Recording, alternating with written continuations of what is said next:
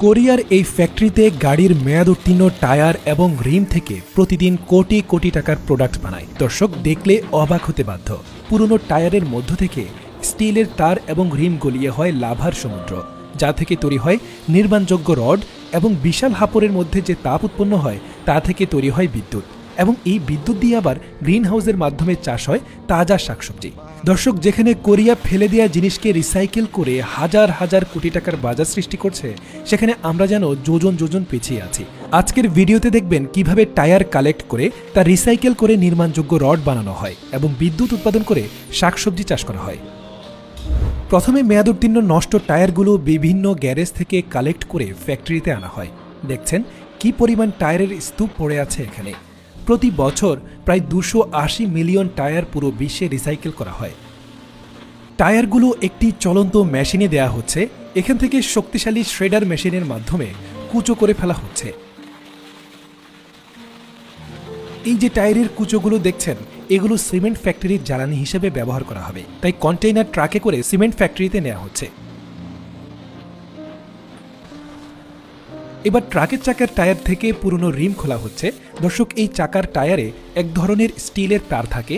মেশিনের সাহায্যে এই তারগুলো চাকা থেকে আলাদা করা হচ্ছে।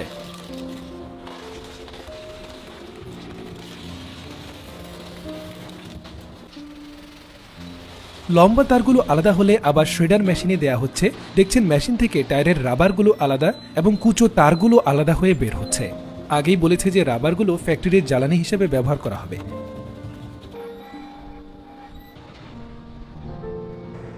এই যে বড় বিল্ডিংটি দেখছেন, এই পুরোটাই হাপর, অর্থাৎ এর মধ্যেই টায়ারের তার গলিয়ে রড বানানো হবে।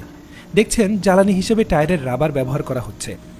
স্টিলের ফ্যাক্টরিতে এই তারের জঞ্জালগুলো প্রেসার হাইড্রোলিক মেশিনের মাধ্যমে চাপ দিয়ে একটি শেপে আনা হয়েছে। এভাবে চাকার রিমগুলোও প্রস্তুত করা হয়। এবার ক্রেনের সাহায্যে বিশাল একটা পাতিলের মতো দেখতে পাত্রে ঢালা হচ্ছে। এখানে চুম্বকের মাধ্যমে স্ক্র্যাপগুলো তুলে এনে পাত্রে ঢালা হচ্ছে। এবার শুরু হলো আগুনের খেলা। দর্শক দেখছেন কতটা বিশাল এই চুল্লি। দেখে মনে হচ্ছে যেন জীবন্ত জাহান্নাম। আল্লাহ আমাদের জাহান্নামের আগুন থেকে রক্ষা করুন, আমিন। গলিত লাভা টকবক করছে। এই যে স্ফুলিঙ্গ দেখছেন, এখান থেকেই মূলত বিদ্যুৎ উৎপাদন হচ্ছে, আর নিচে লোহার গলিত লাভা। এই সব কিছু মেনটেন করছেন অফিসের এই কর্মীরা।